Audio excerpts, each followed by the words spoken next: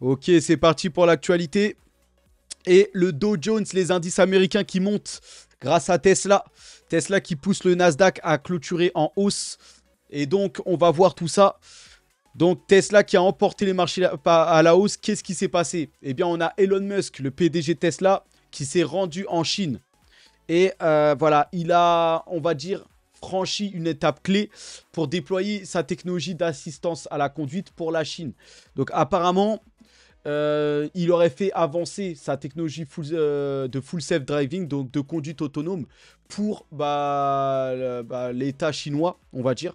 Et la Chine qui compte sûrement utiliser cette technologie de conduite autonome. On pensait que ça allait être réservé plutôt au monde occidental. Voilà, mais même la Chine s'y lance, alors qu'on sait que la Chine, c'est le principal, le plus gros marché dans l'automobile. C'est-à-dire que c'est là-bas qu'il y a le plus de ventes, tout ça. Donc ça, c'est un énorme pont de croissance pour Tesla. Et là, voilà, Tesla qui a bondi de plus 15%. C'est une très, très bonne chose. Regardez l'action qui explose. Voilà, plus 16% même. Voilà, c'est une très, très bonne journée pour Tesla. Et ça a emporté toutes les actions à la hausse. Donc là, Tesla a emmené tout Wall Street en avant. Que ce soit le Dow Jones, le SP 500, le Nasdaq, les trois indices américains ont explosé avec leurs actions qui les comportent. Donc c'est une très bonne chose.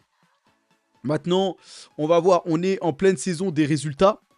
Et donc, déjà, il faut noter le Wednesday, là, le 1er mai. Donc, aujourd'hui, là, enfin, à l'heure où j'enregistre, on est passé à mardi. Mais mercredi, on a les discours de la Fed. Ça, c'est très important. Donc déjà, on va avoir la décision sur les taux mercredi. Mais en plus, le discours de Powell dans la foulée. Donc, journée très, très importante. Vous voyez, il n'y a pas que la Ligue des Champions, tout ça, pour ceux qui consomment, qui se divertissent. Il y a aussi des choses qui se passent dans la finance. Et là, le FOMC qui peut faire tanguer les marchés. Parce que tous les regards sont tournés vers les taux d'intérêt et l'inflation. Donc, on va surveiller ça de près. Bien sûr, là, vendredi, on a quand même voilà, le payroll et employment. Donc, ici, le chômage et voilà, qu'est-ce qu'on a? Les employés, ouais, les chiffres du chômage, tout ça. Donc, on va avoir plusieurs données. Et là, en haut, qu'est-ce qu'on a? Bon, on n'a pas grand-chose en haut. Bon, quand même, ouais, ISM Manufacturing, bon, que des 3 étoiles. Hein. Enfin, on a... Ah ouais, donc là, ils ont sélectionné que les choses les plus importantes. Bon, en tout cas, c'est le discours qui nous intéresse. Et donc, en tout cas, qu'est-ce qu'on a d'autre? Le prix du cacao, le chocolat qui baisse fortement. Très bien. La plus grosse perte depuis 65 ans. Donc, c'était fortement monté aussi. Hein. Faut le souligner que c'était bien monté. Mais là, on a une forte chute. Donc, ça y est, les inquiétudes par rapport au cacao sont atténuées. Maintenant, si on se reconcentre sur la Fed, parce que tous les regards seront tournés vers là, et là, je suis plutôt d'accord avec ça. En général, c'est ce qui se passe. La Fed attendra la panique et l'effondrement avant de baisser les taux. En général, la Fed, dans ces choses-là, aime aller jusqu'à la capitulation des marchés. Jusqu'à que les marchés commencent à s'impatienter et finissent par capituler et par sombrer, tomber. Et là, dans une catastrophe, on a en général la Fed et Jérôme Powell qui intervient en urgence et qui déclare qu'il baisse complètement les taux. Mais il attend l'effondrement du marché. Donc là, pour l'instant, on n'en est pas là. Lui, bien sûr, il est dans un objectif de faire un atterrissage en douceur, c'est-à-dire de maîtriser l'inflation et que tout se passe bien.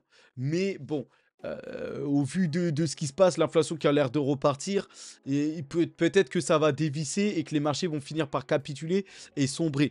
Et là, peut-être qu'à ce moment-là, il interviendra et dira que ça y est, il recommence à baisser les taux et qu'il va re-stimuler l'économie en imprégnant des billets, enfin en imprimant des billets, et voilà, ce que les investisseurs veulent voir, on va dire. C'est ce que les investisseurs aiment entendre. Donc, dans l'actualité américaine, Joe Biden est le président américain le moins populaire à ce stade de la présidence au cours des 70 dernières années. Donc, voilà, la cote de popularité de Joe Biden en chute libre. Et apparemment, on n'avait jamais vu un président aussi mal en point, aussi impopulaire depuis au moins les 70 dernières années aux États-Unis. Donc tout est à portée de main, on va dire, pour Donald Trump. On a Robert Kennedy qui pousse, hein, qui est le troisième homme, mais bon, il est un peu loin quand même. Donc Joe Biden est bien parti, Donald Trump, pardon, est bien parti pour gagner peut-être les élections en novembre. Et regardez, Donald Trump a promis, hein, que s'il était élu, voilà, il éjecterait toutes les personnes corrompues, tout ça. Il ferait un grand ménage. Et ici, il y a de quoi. Le président de la Chambre des représentants, donc Mike Johnson, qui lui est républicain, je pense, hein. Je ne sais plus s'il est républicain ou démocrate, mais aurait apparemment reçu un paiement de 95 000 $ d'un groupe de lobbying étranger. Peu de temps après l'adoption du pactage d'aide militaire de 14 milliards de dollars à fin de l'année dernière. Bon, voilà, hein, ils reçoivent des pots, alors que lui, c'est le président de la Chambre, hein, des représentants américains. Donc c'est là où on vote les lois, les aides et tout ça, de plusieurs milliards. Et apparemment, on apprend que il aurait reçu un pot de vin. Voilà. Donc, voilà comment ça fonctionne là-bas. Dans le reste de l'actualité américaine, on a ChatGPT là qui lance, on va dire, c'est ChatGPT Memories. Alors, Memories, c'est maintenant, la mémoire est désormais disponible pour tous les utilisateurs de ChatGPT+. Donc, ChatGPT+, je pense que c'est l'abonnement payant de ChatGPT. Et là, maintenant, on va avoir un système de mémoire. Utiliser la mémoire est simple. Démarrer simplement une nouvelle discussion et dites à ChatGPT tout ce que vous souhaitez qu'il se souvienne. Donc, maintenant, ChatGPT, ou la version payante, va être capable de se souvenir de vos discussions ou de choses comme ça. Donc, encore un pas en avant pour ChatGPT. Donc la mémoire peut être activée ou désactivée dans les paramètres et n'est actuellement pas disponible en Europe ou en Corée. Team, entreprise et GPT à venir. Bon, en tout cas, c'est disponible qu'aux États-Unis comme d'hab, hein, c'est là-bas que ça se passe. Donc, mais après, je pense que ça va être déployé, voilà, partout. Donc, c'est une bonne nouvelle. Les marchés européens maintenant, qui clôturent en hausse, alors que les traders attendent la réunion de la Fed. Philips en hausse de 29%. Donc Philips, tout le monde se souvient de cette action. Philips, le géant néerlandais des dispositifs médicaux. Bon, en tout cas, l'Europe qui est en hausse et qui attend bien sûr le discours de Powell et la décision des taux d'intérêt. Donc ce que je vous ai dit là mercredi. Donc on verra ça. Ça avance, on verra. Hein. C'est demain, dans la journée de demain. Maintenant, en Europe, qu'est-ce qu'on a en France? Des dizaines de jeunes qui manifestaient devant la Sorbonne. Contre l'opération israélienne à Gaza, les forces de l'ordre procèdent à l'évacuation de plusieurs étudiants. Regardez ça. Donc c'est beau la France aujourd'hui. Bon, après ces manifestations, il y en a partout. Hein. Ces manifestations, il y a eu des manifestations monstres aux États-Unis. Et là, on voit qu'en France, bah, il y en a aussi qui manifestent tout ça. Bon, après, là, il y a... Enfin, là, je dis que c'est beau la France, mais là, pour le coup, bon, c'est une manifestation qui a du sens un peu par rapport à tout ce qui se passe. Maintenant, moi, quand je dis c'est beau la France, bon, faut voir bah, que tous les jours, il y a des choses voilà, qui font honte un peu. Mais bon, là, c'est quand même une manifestation, on va dire, légitime par rapport au massacre qu'Israël, voilà, au génocide un peu qu'Israël est en train de faire. Mais voilà, la France, tous les jours, il y a des histoires comme ça, ce qui n'est pas plus très glorieux, on va dire. Au Moyen-Orient maintenant, l'Arabie Saoudite qui affirme que tous les méga projets NEOM se poursuivront, comme prévu, malgré les informations faisant état d'une réduction. Donc, vous savez, NEOM, le big projet d'Arabie Saoudite, estimé à plusieurs milliards, c'est un projet ultra futuriste, voilà, avec des drones, voilà, l'intelligence artificielle, la blockchain là-dedans, enfin voilà, un condensé de technologies, de villes futuristes. Et donc, c'est un projet qui regroupe énormément de sites technologiques. Et l'Arabie Saoudite dit que ça c'est toujours maintenu, qu'il n'y aura pas de ralentissement, tout ça. Donc tant mieux. Là, on a aussi Abu Dhabi, Là, décidément, au Moyen-Orient, on n'a plus que Dubaï, hein.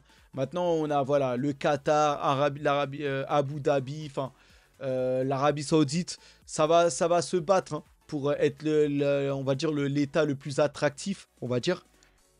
Mais le Moyen-Orient, c'est très moderne, hein. Ça se modernise très très vite.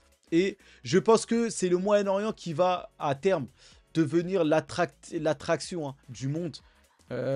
Voilà. Et avant, on avait un peu les États-Unis avec Miami, Los Angeles. Voilà. Maintenant, ça se tourne plus vers le Moyen-Orient, j'ai l'impression. Et là, Abu Dhabi qui innove en termes de tourisme, tout ça. Donc, ils veulent accueillir et regardez comment c'est beau. Donc, de quoi quasiment faire oublier Dubaï et tout, hein. C'est tellement beau. Voilà. Même l'Arabie Saoudite qui a investi, hein, beaucoup dans le sport, tout ça pour attirer. Et voilà. Donc, ces États veulent faire oublier le pétrole et se moderniser, tout ça. Bon, on verra.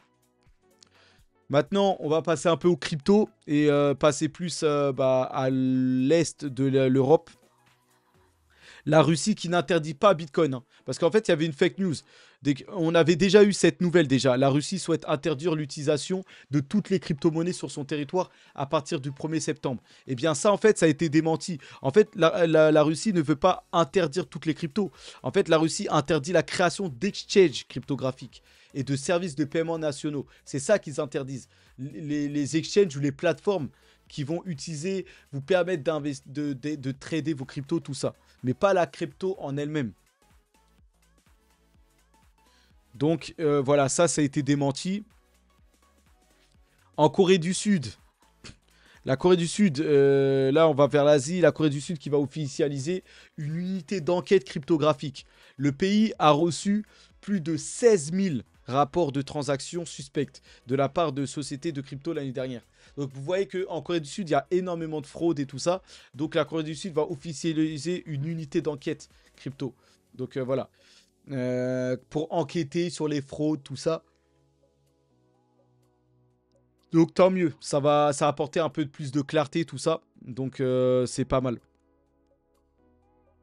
Donc l'unité, le Financial Intelligence Unit est composé d'une trentaine d'experts issus de 7 autorités de régulation financière et fiscale. Donc voilà, ils mettent les moyens, hein, pour réguler tout ça. Donc voilà, autre nouvelle, et là on va carrément jusqu'en Océanie, l'Australie, qui va être... là apparemment on a le premier exchange. Donc un exchange, c'est une plateforme qui va vous permettre d'échanger vos cryptos, d'acheter et de vendre vos cryptos. Et là on a le premier exchange australien qui devrait approuver les ETF Bitcoin avant la fin 2024. Donc l'Australie s'y met aussi. C'est le titre de ma vidéo. Voilà, ASX Ltd, donc, qui gère environ les 4/5e du commerce des actions du pays, devrait approuver les premiers ETF Bitcoin avant la fin de 2024, selon les personnes proches du dossier. Donc on voit que ASX, là, c'est le plus gros exchange en Australie. Il gère quasiment 4/5e, hein. C'est-à-dire quasiment 85% des transactions crypto là-bas. Et ils vont proposer un ETF Bitcoin Spot bientôt. Donc voilà. Ça fait suite à Hong Kong. Donc déjà, on avait les États-Unis pour les ETF Bitcoin Spot. Là, on a Hong Kong qui demain, là, enfin qui aujourd'hui maintenant, alors où j'enregistre, le 30 mai, le 30 avril, pardon, Hong Kong qui va officialiser et mettre voilà, les ETF Bitcoin Spot et Ethereum Spot sur le marché. Donc là, c'est une big journée. Et là, qu'est-ce qu'on a? Apparemment, hein, d'après ici Woo Blockchain, il dit que les entrées d'ETF Bitcoin et Ethereum à Hong Kong devraient atteindre 300 millions de dollars demain, le premier jour de cotation. Donc là, quand on dit demain, moi, à l'heure où j'enregistre, il est minuit passé. Donc mardi 30 avril. Donc aujourd'hui même, on aura les cotations d'ETF Bitcoin et Ethereum Spot à Hong Kong. Et donc voilà. Et c'est bien plus que l'émission le premier jour de 125 millions de dollars aux États-Unis. Donc là, la première journée devrait enregistrer une entrée de Bitcoin, de Bitcoin Spot et d'ETF Spot, de Ethereum Spot, bien plus conséquente que la première journée de cotation de Bitcoin ETF Spot aux États-Unis. Donc c'est le double quasiment. Donc ça devrait être une belle journée. Ça devrait peut-être alimenter le cours du Bitcoin et relancer peut-être une hype crypto, on va suivre ça de près. Mais grâce à Hong Kong déjà, voilà. Et bien sûr l'Australie derrière qui va aussi proposer son ETF. Voilà, petit à petit l'adoption arrive et les ETF arrivent sur le marché dans tous les États, donc ça fait plaisir. Ici, on a le nombre d'utilisateurs de crypto-monnaies qui pourrait atteindre 1 milliard d'ici la fin de l'année 2025. Donc ça, c'est un énorme pas en avant. Je ne sais pas, on est à combien là, à l'heure actuelle. C'est ce qu'avance en tout cas Wonomic. Enfin, Willy Woo. Et Willy Woo, c'est quelqu'un de très respecté. Hein. C'est un analyste qui est très fort dans les charts, dans les perspectives. Et lui, voilà, il dit que même si les données sur le nombre d'utilisateurs réels sont difficiles à avancer. Donc c'est ce qu'il estime, même si c'est compliqué à dire. Et donc Binance estime que 65% des utilisateurs de crypto détiennent du Bitcoin. Donc c'est pas mal. Donc 65%, c'est-à-dire plus de la moitié des utilisateurs de crypto possèdent au moins du Bitcoin, au moins un peu. Donc au moins la moitié des gens qui possèdent du Bitcoin. C'est énorme. Et en tout cas, on verra si on sera à peu près 1 milliard d'ici la fin de 2025. C'est possible parce que à la fin de l'année 2025, on sera tout en haut du bull run. Il y aura une énorme hype sur la crypto à ce moment-là et de quoi amener au moins une grosse partie de la population mondiale. Peut-être 1 milliard, je sais pas, mais en tout cas, on sera pas loin, je pense. Donc c'est une bonne chose. Là, je sais pas, mais ici, c'est le chart qui montre que on va monter jusqu'à là d'ici fin 2025. Pas très lisible ce chart, mais bon. Maintenant, il y en a qui participent hein, à l'adoption et tout ça. Et là, regardez MicroStrategy à travers Michael Saylor, son PDG. MicroStrategy, l'entreprise en bourse de l'entreprise de logiciels qui en a acheté 122 de plus aujourd'hui de Bitcoin pour 7,8 millions de dollars. Donc moi je suis investisseur hein, de MicroStrategy puisque tous ces achats de Bitcoin, sachant que le Bitcoin va encore s'apprécier, ça va faire exploser les bénéfices réels de MicroStrategy ou la trésorerie de l'entreprise. Et là, bah, c'est une plus-value énorme pour l'action MicroStrategy et c'est pour ça que j'ai investi. Bon, c'est une petite partie de mon bag en action. Mais voilà, de quoi, si je suis patient, récupérer énormément. Parce que quand le Bitcoin va exploser, l'action MicroStrategy va être encore plus volatile et exploser encore plus. Et c'est à moi de bien sortir à ce moment-là. Donc on verra. Donc voilà, 122 Bitcoins de plus qui fait 7,8 millions de dollars. Et ceux qui portent la totalité des avoirs de MicroStrategy à un total de 214 400 Bitcoins. C'est énorme. Sachant qu'un Bitcoin est aux alentours des 65-66 000 euros. 66 000 dollars. Donc un seul. Et là, il en possède 214 000. C'est incroyable.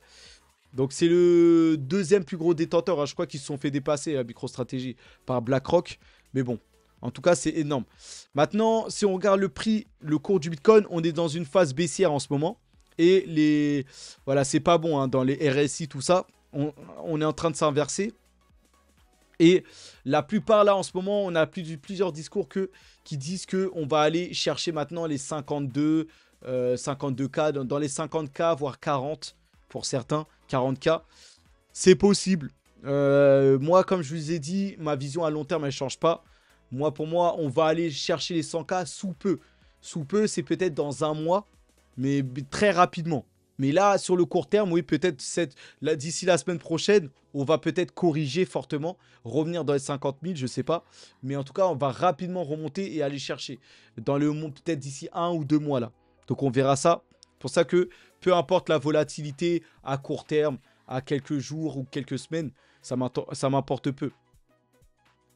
Et donc comme on est dans une phase baissière, on a quand même les cryptos qui sont globalement dans le rouge. Helium qui a explosé hein, depuis tout à l'heure plus 30%, avant là ça a corrigé un peu de plus 14, mais voilà, globalement les cryptos sont dans le rouge, même dans la semaine hein, vous voyez, c'est du rouge.